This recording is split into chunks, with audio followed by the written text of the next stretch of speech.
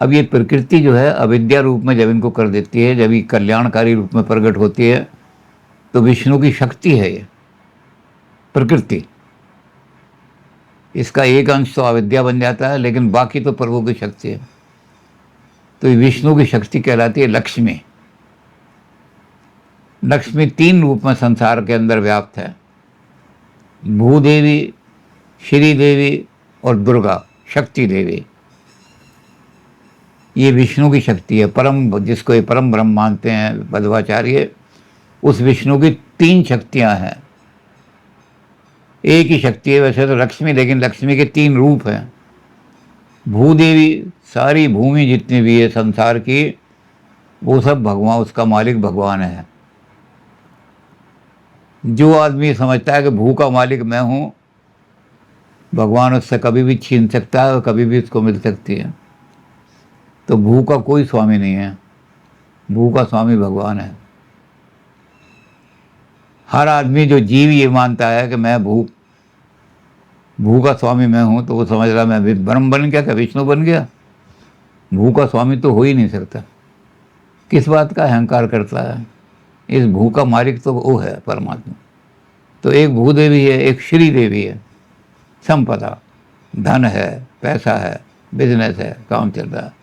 ये श्री देवी भी, इसके बारे में तो हम पहले जिक्र भी किया कि वो रहीम ने तो इस पर बड़ा कटाक्ष किया है ना। पुरुष परातन की बधू क्यों ना चंचला होए। लक्ष्मी एक आदमी के पास टिक के नहीं रहती कभी। आज आदमी लखपति है, कल गरीब हो जाए, रोटी भी नहीं मिलती, दिवाला निकल जाए। और आज आदमी मूंगफली बेच रहा है। चुन्नामल गुड़ वाले दिल्ली में गुड़ बेचने का काम किया करते थे। आज चुन्नामल की इतनी बड़ी बड़ी धर्मशालाएं बनी हुई हैं गुड़ वालों की। तो लक्ष्मी एक जगह नहीं रहती। क्यों नहीं रहती? रहीम ने कहा इसलिए नहीं रहती कि जब लक्ष्मी समुद्र से निकली थी तो छोड़ सी थी, 16 साल की थी। भगवान शंकर ने विष्णु को सौंप दी। विष्णु थे 1 लाख साल के। तो एक बुढ़े आदमी को 16 साल की लड़की दोगे, कैसे उसके पास टिक के रहेगी? वो टिक ही नहीं सकती। तो इसलिए लक्ष्मी जो है वो चंचला है बड़ी, उसका नाम चंचला है। लेकिन उसको विष्णु ही साधते हैं, उसको विष्णु ही साधे रहते हैं, रोके रहते हैं। जो नेक आदमी उनके पास जाएगी। बल्कि इन्होंने ये कर दिया कि जिस समाज का, जिस घर का नाश करना हो, उस घर में भी भगवान लक्ष्मी भेज देते हैं। और जिस घर का कल्याण करना हो, उसके घर में भी लक्ष्मी को भेज देते हैं। जिसके घर का नाश करना हो, उसमें लक्ष्मी जाते ही वहाँ के आदमी जो हैं, कोई शराब पीने लगता है, कोई जुआ खेलने लगता है कि अब तो बहुत पैसा आ गया घर में।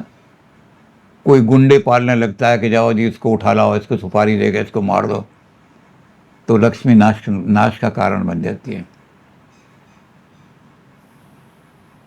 और यही लक्ष्मी कल्याण के पास चली जाए तो कोई कुएं बनवा रहा है, कोई मंदिर बनवा रहा है, कोई आदमी गरीबों का कल्याण कर रहा है, कोई अपने बच्चे हैं रिश्तेदारों के, वो गरीब हैं तो उनको पढ़ा रहा है, कुछ कर रहा है। तो यही लक्ष्मी दोनों काम करती है, भगवान की परम शक्ति है। ये संहार भी कर देती है और ये उपकार भी कर देती है भगवान की। और ये जब शक्ति के रूप में प्रकट होती है तो इसका नाम दुर्गा हो जाता है। दुर्गा लक्ष्मी से अलग नहीं है, एक ही शक्ति है सारी।